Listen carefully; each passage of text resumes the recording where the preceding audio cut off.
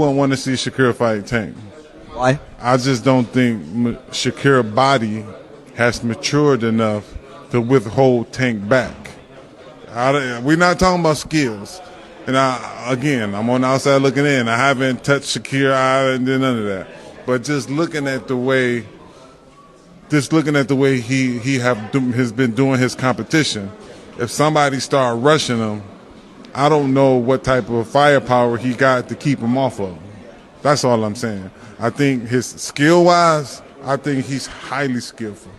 And I think anybody he fight is going to be a hard fight for them to win. I don't care who it is. I don't care what weight he go to.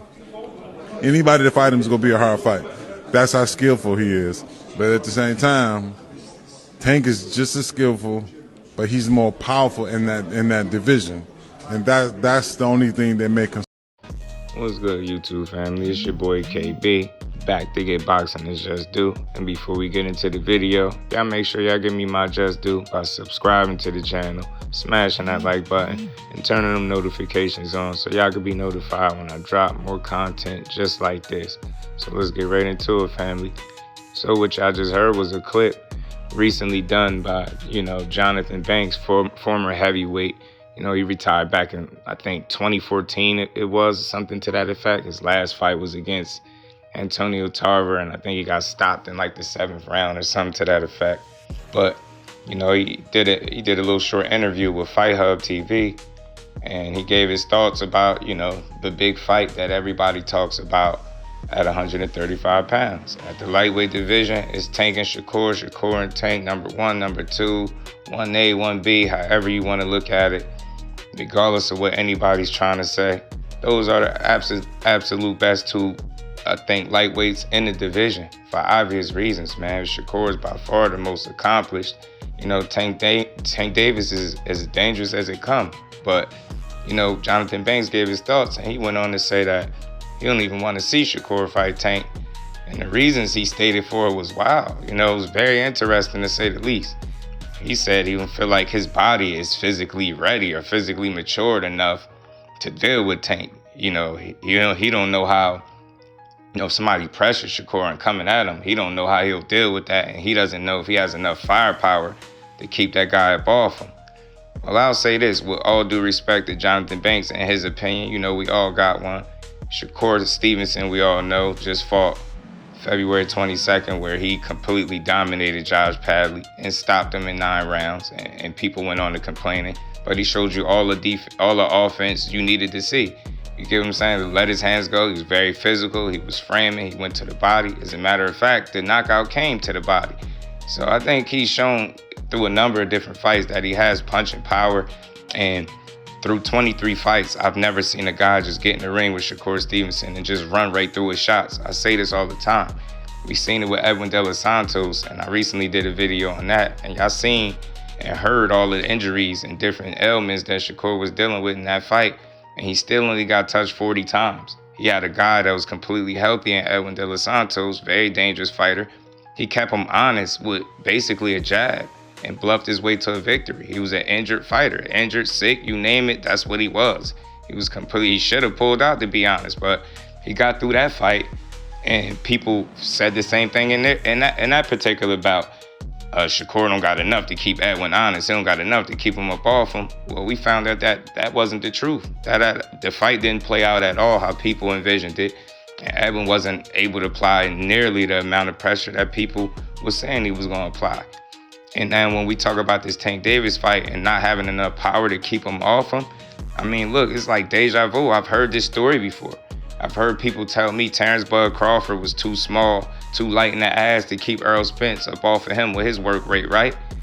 I've heard people say, and more recently, the March 1st fight, Tank Davis and Lamont Roach. Some of the biggest Tank Davis supporters continuously told me that Lamont Roach did not have enough to keep Tank Davis off him. And whenever Tank Davis decided to turn it up, that's when his fight was going to get bad for Lamont and he was going to get stopped. Well, we seen that March 1st, that wasn't the case. As a matter of fact, Tank was being backed down more than Lamont Roach was. Lamont Roach was pressing the fight more than Tank. And Tank's the bigger puncher. We all know that, right? So the consensus was, Lamont Roach, man, he's not really a puncher. what he got, 9 knockouts or something to that effect. And people are, completely dismissive of his power and what he was capable of doing. But we came to find out when the fight happened, that Lamont Roach was in fact not only able to keep Tank up off him, but he was able to make Tank respect him and push Tank back at times, and even buckle Tank in a certain sequence in the fight. So I think we put too much into punching power. I think we put too much into the physical aspect of boxing. The reason why I say that, if you talk to the average fighter, 9 times out of 10, 10 times out of 10, pretty much a fighter will tell you boxing is mostly mental, 80%, 90% mental.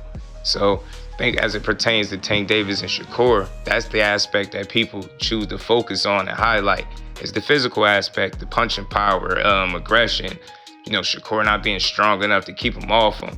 His body not being mature enough is something new. That's something I've never heard before, but, everybody has an opinion, and all respect to Jonathan Banks. But listen, Lamont Roach was brought up from 130 to 135.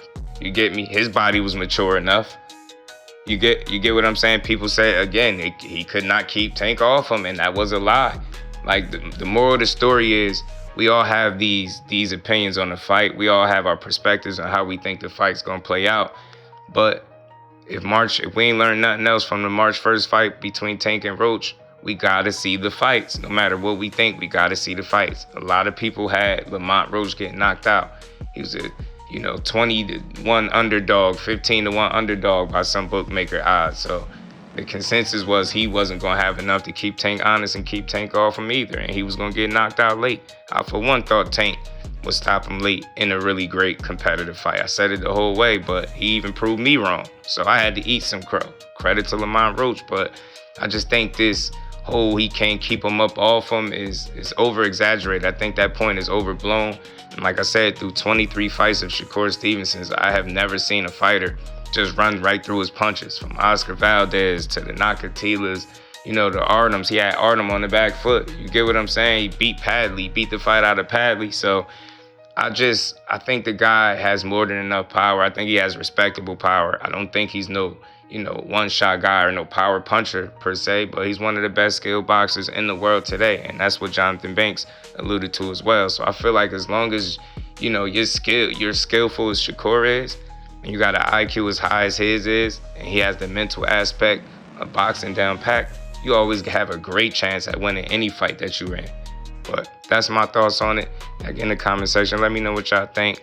Let me know if I gave Shakur and boxing is just do, because that's what I do over here, Just Do Boxing. Till the next one, I'm out. Peace.